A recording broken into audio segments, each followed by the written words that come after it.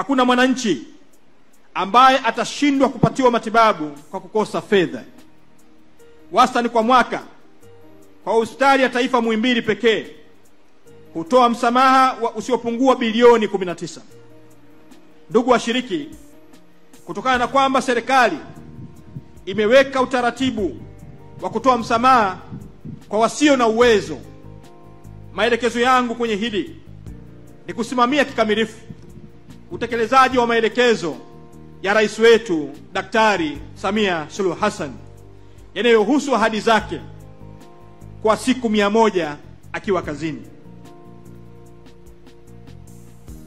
Katika maelekezo yake alielekeza hospitali zote nchini kuacha mara moja kuzuia maiti,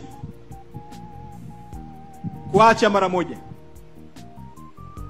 na hospitali zote nchini kuweka utaratibu maalum ni namna gani wataweza kupata fedha zilizotumika kumhudumia mgonjwa hadi kufikia hatua ya kifo.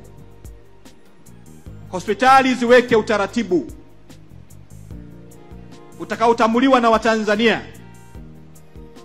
Lakini kuanzia sasa, maelekezo yangu kwa hospitali zote nchini, kuanzia hospitali hii ya taifa, hospitali za kanda, hospitali za mikoa, rufaa, hospitali kule chini zinazosimamiwa na halmashauri zetu, hospitali za wilaya, hospitali za halmashauri, kwenye vituo vya afya kote nchini, maelekezo ya Mheshimiwa Rais Daktari Samia Suluhu Hassan kuacha mara moja kuzuia